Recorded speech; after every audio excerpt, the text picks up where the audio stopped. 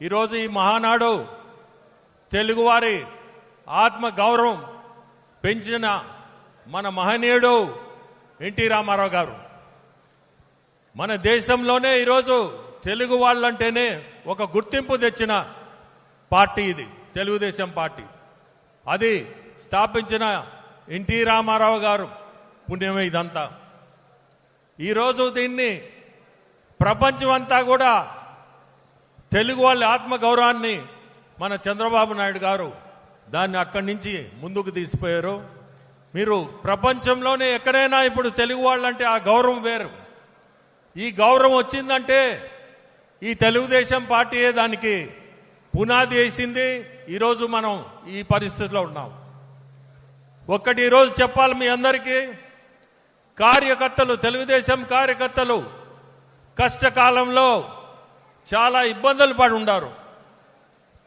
మీ అందరికీ నేను ఒక్కటి చెప్తున్నా, రాజకీయంగా ఎమ్మెల్యేలతోటే ఎప్పుడు కూడా ఎటువంటి ఇబ్బంది ఉన్నా రాజకీయంగా నేను కూడా మీ ఎమ్మెల్యేలతోటే తోడుగా ఉండి కార్యకర్తలకి ఇబ్బందులు పడిన వాళ్ళు ఎవరైనా కానీ తప్పకుండా నా దగ్గరికి రావచ్చు. మీ ఎమ్మెల్యేల ద్వారాయే ఎవరు ఇబ్బందులు పడి ఉండారో, రాజకీయంగా ఎవరు ఇబ్బందులు పడి ఉండారో వాళ్ళకి ఎప్పుడు కూడా నా సహకారం ఉంటుంది. మీ ఎమ్మెల్యేలతోటే ఖచ్చితంగా నేను ఒక ఎంపీగా ముందుకు తీసిపోగలుగుతాను. ఇంక చెప్పాలంటే అంతా ఆల్రెడీ మహానాడులో చెప్పాల్సినవన్నీ చెప్పారు. చెప్పేది కూడా ఏం లేదు. ఇప్పుడు ఒకటే నేను చెప్పేది, పార్టీ క్రమశిక్షణ అనేది పాటించండి అందరూ. మనము ముందుకు పోవాలంటే క్రమశిక్షణ చాలా అవసరం. ఈ క్రమశిక్షణ పార్టీ ఇది. దీన్ని మనం ముందుకు తీసిపోవాలా. ఎప్పుడు కూడా క్రమశిక్షణతో నడిచిన పార్టీ కాబట్టి కొత్తగా పార్టీలో చేరిన వాళ్ళు కానీ పాతోళ్ళతో కలిసి ఈ మహానాడు వేదికల్లో చెప్పగలిగింది పాత కొత్త అనేది ఈ కలయిక. ఏది కూడా ఇబ్బందులు లేకుండా ఎటువంటి సమస్య ఉన్నా మీ ఎమ్మెల్యే గారి దగ్గరికి తీసుకురండి.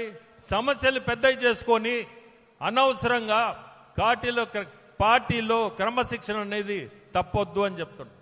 ఎందుకంటే ప్రతిపాదనలన్నీ చేశారు, కానీ నేను ప్రతిపాదించేది ఒక్కటే, క్రమశిక్షణ.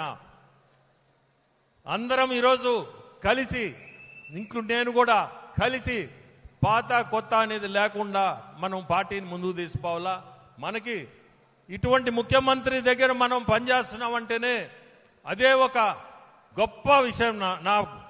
ఎందుకంటే చూస్తున్నాను, చాలా కష్టపడే వ్యక్తి.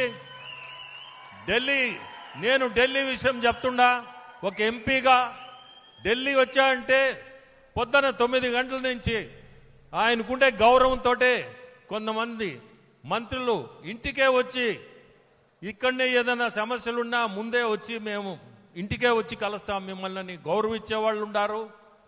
ఇంక గౌరవం ఇచ్చినా ఈగపోయినా మన సార్ అటువంటివి కూడా కోరుకోడు. ఎప్పుడు కూడా పని పని పని. ఢిల్లీ వచ్చాయంటే ఈరోజు ఢిల్లీలో ఉన్నాడు. నాకు తెలిసి 7-8 మంది మంత్రుల్ని కలుస్తున్నారు.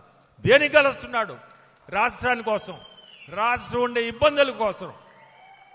ఇవన్నీ కూడా మనందరి మనసుల్లో మన లీడరు ఎంత కష్టపడుతున్నారో మీ అందరికీ కూడా తెలియాలి. పేపర్లు వేసేది కొంచెమే, కానీ కళ్ళతో వింటున్నాను, చూస్తున్నాను. అతనికి టైం అనేది ఉండదు. మన ముఖ్యమంత్రులకి ఒక టైం పాటించడు. ఈరోజు నాకు తెలిసి రైల్వే మంత్రి అంటే క్యాబినెట్లో చాలా ముఖ్యమైన పోర్ట్ఫోలియో అది. రాత్రి 9 గంటలకు టైం తీసుకున్నాడు. రాత్రి 9 గంటలు అనేది అది మనిషికి పట్టుదల, క్రమశిక్షణ. మన రాష్ట్రం మీద ఉండే దాన్ని ఏమంటారో నేను చెప్పలేను. ఆయనకి 9 గంటలకి టైం తీసుకున్నాడు. ఈరోజు నైట్ ఆయన కలవాలా.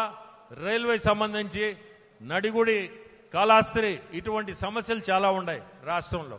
ఇవన్నీ కూడా అంటే ఆయన గురించి ఎందుకు చెప్తున్నానంటే మహానాడులో మీ అందరికీ కూడా తెలియాల ఏం జరుగుతుంది. ఇక్కడ మీరు చూసేది ఒకటే, మీరు కోరుకునేది ఏం కోరుకుంటున్నారు? తల్లికి వందనం వేయలేదని ఖచ్చితంగా వేస్తాడు. బట్ అది ఇవ్వాలంటే ఆర్థికంగా ఉండే ఇబ్బందుల్లో ఈరోజు ఢిల్లీ ఇన్నిసార్లు పోయి వస్తున్నా అంటే ఆర్థికంగా ఉండే ఇబ్బందులకి ఎట్లా ముందుకు తీసుకోవాలా, రాష్ట్రాన్ని ఎట్లా ముందుకు తీసుకోవాలా. ఈరోజు ఈ పోలవరం అమరావతి క్యాపిటల్ కానీ రేపు ఈ రోడ్లు మీరందరూ చూశారు ఆల్రెడీ ఎంతవరకు గుంటలు లేకుండా గుంటల రహిత రోడ్లుగా మన రాష్ట్రం అంతా కూడా తయారై ఉంది. ఇప్పుడు ఈ మధ్య మీరు యాక్సిడెంట్లు ఎక్కువ అవుతున్నాయి. ఎందుకు అవుతున్నాయని చూస్తే రోడ్లు బాగుపడినాయి, స్పీడ్ ఎక్కువ పోతున్నారు, ఈ యాక్సిడెంట్లు జరుగుతుండేది ఇదే కారణం. అంటే మనం రోడ్లు కూడా ఎంత బాగా చేస్తున్నాం. మన జిల్లాయే తీసుకోండి, మన జిల్లా కానీ బయట కానీ ఇదే పరిస్థితి. సో ఈ మహానాడు మాకు కొత్త అయినా చాలా సంతోషంగా ఉంది. మీ అందరి ముందు 2 మాటలు మాట్లాడగలుగుతున్నాం. ప్రతి ఒక్కరికి కూడా వచ్చిన దానికి ధన్యవాదాలు చెప్తూ నమస్కారం.